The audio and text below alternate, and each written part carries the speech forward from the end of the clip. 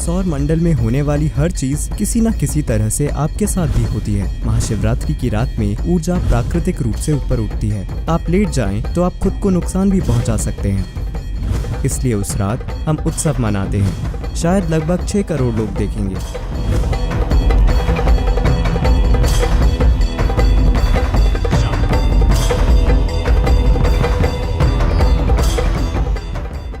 सद्गुरु, आप इतने तार्किक रूप से बोलते हैं कि वो मेरे मन को ठीक लगता है, पर साथ ही आप ईशा योग केंद्र में महाशिवरात्रि का धार्मिक त्यौहार बड़े धूमधाम से मना रहे हैं।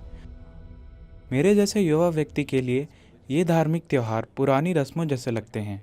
तो मैं जानना चाहता हूँ कि महाशिवरात्रि का युवाओं के लिए क्या महत्व है। धन्यवाद। What kind of festival would you like? आपको किस तरह का त्योहार पसंद है?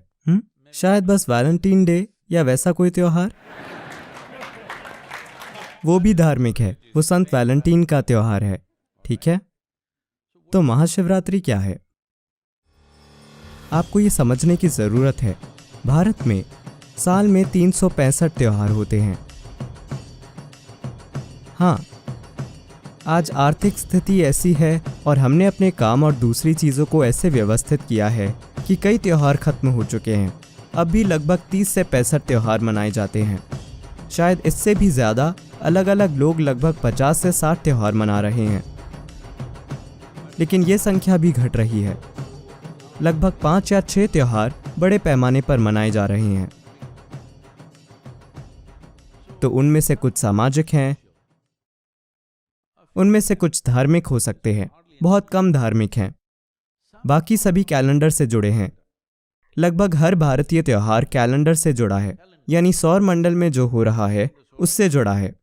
हम कुछ ऐसा करना चाहते हैं जो बाकी सौर मंडल की उस दिन की स्थिति के हिसाब से ठीक हो। यह महत्वपूर्ण इसलिए है क्योंकि आप जिसे मेरा शरीर कहते हैं, यानी जो मानव सिस्टम है, वो इसी धरती से निकला है। ज्यादातर लोग इसे तब तक नहीं समझते जब तक आप उन्हें दफन नहीं करते। उन्हें लगता है कि वे कहीं और से आए हैं। नहीं, ये शरीर, इसे बनाने के लिए सौर प्रणाली कुम्हार के चाक की तरह काम कर रही है। तो सौर मंडल में होने वाली हर चीज किसी न किसी तरह से आपके साथ भी होती है। तो सौर मंडल में जो कुछ होता है उसे बहुत ही ध्यान से समझा गया है। उसी हिसाब से हमने खास तरह के उत्सव तैयार किए थे और हम वो खास चीजें करते हैं। तो महाशिवरात्रि की रात, मैं इसे कम शब्दों में कहूंगा क्योंकि जो आपने पूछा है वो बहुत बड़ा विषय है। वो दिन जो हर साल उसी दिन नहीं आता। मॉडर्न कैलेंडर में इसकी एक ही तारीख नहीं होती। स्वाभाविक रूप से, क्योंकि धरती इस तरह से नहीं घूम रही, यह एक खास तरीके से घूम रही है और धरती थोड़ी झुकी हुई है। आप जानते हैं धरती किस तरह झुकी है? हेलो? झुकी होना सटीकता के संदर्भ में नहीं, मैं धरती के संदर्भ में झुके होने की बात कर रहा हूँ। धरती की धुरी बस इस तरह नहीं घूम रही है, यह इस तरह घूम रही है। इसकी धुरी झुकी हुई है, तो धुरी हमेशा घूमती रहती है। धुरी के घूमने के कारण धरती पर एक तरह की स्थिति बनती है। तो उस दिन विशेष रूप से उत्तरी गोलार्ध में, या सिर्फ उत्तरी गोलार्ध में, ऊर्जा स्वाभाविक रूप से ऊपर उठती है। वो स्वाभाविक रूप से ऊपर उठती है। ये ऊर्जा वगैरह में मैं विश्वास नहीं करता। आप विश्वास मत कीजिए, बस जाकर समुद्र तट पर बैठिए। क्या आप पूर्णिमा की रात में समुद्र को ऊपर उठता देखते हैं? हेलो? तो अमावस्या के दिन, पूर्णिमा के दिन, क्या आप देखते हैं कि समुद्र ऊपर उठने की कोशिश कर रहा है? वैसे आपके शरीर का 2/3 हिस्सा भी पानी है।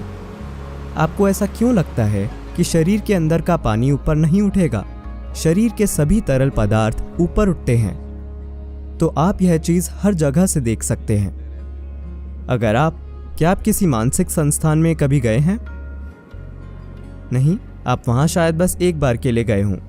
आप पूर्णिमा और अमावस्या के दिन देखेंगे कि लोग खास ध्यान रखते हैं, क्योंकि जो लोग मानसिक रूप से परेशान हैं वे ज्यादा परेशान हो जाते हैं। लोग सोचते हैं कि चांद पागलपन पैदा करता है, इसीलिए लूनर और लूनी वगैरह शब्द मौजूद हैं। चांद पागलपन पैदा नहीं करता, वह बस हर चीज को ऊपर उठा देता है। अगर आप थोड़े पागल हैं तो यह आपको ज्यादा पागल बना देता है। आप थोड़े प्रेममय हैं तो यह आपको ज्यादा प्रेममय बना देता है। आप थोड़े ध्यानमय हैं, यह आपको ज्यादा ध्यानमय बना देता है। आपका जो भी गुण है वह बढ़ जाता है, क्योंकि यह सिस्टम में एक तरह का उफान है। इस खास दिन जो दिसंबर की संक्रांति के बाद आता है, 22 दिसंबर सर्दियों की संक्रांति होती है। उसके बाद ग्रहों की स्थिति ऐसी होती है कि उस विशेष रात को ऊर्जा जबरदस्त तरीके से स्वाभाविक रूप से ऊपर उठती है।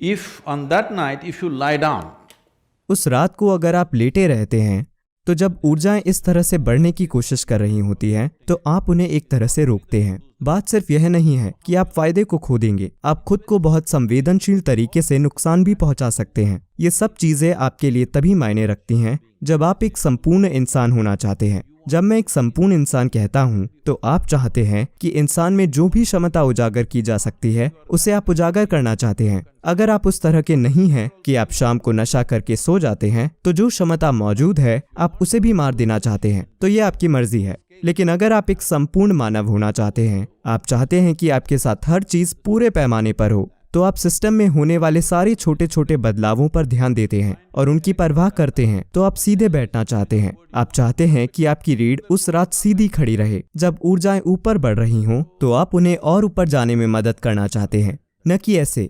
इसलिए हमने जागरण का तरीका बनाया है। इसका मतलब है सतर्क रहना और सीधा रहना। लोगों को सीधा कैसे रखें? बस उन्हें बैठा दीजिए। आप सोचते हैं वे बैठे रहेंगे। अगर मैं आपको 5-6 घंटे के लिए बिठा दूं तो क्या आप बस यूं ही बैठे रहेंगे? नहीं, मुझे आपका मनोरंजन करना होगा। शाम 6 से सुबह 6 बजे तक 12 घंटे नॉन स्टॉप संगीत, नृत्य, ध्यान, ताकि हर कोई सचेत बैठा रहे। लगभग 10 लाख लोग एक जगह पर होते हैं, लेकिन ये संख्या बढ़ रही है।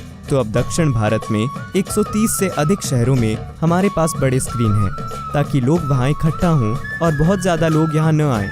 लेकिन फिर भी 7 से 8 लाख लोग एक जगह पर होंगे और 86 से अधिक चैनल इसे लाइव टेलीकास्ट करते हैं। तो कितने लाखों लोग देखेंगे हम नहीं जानते। पिछले साल कहा गया था लगभग 6 करोड़ लोगों ने देखा होगा।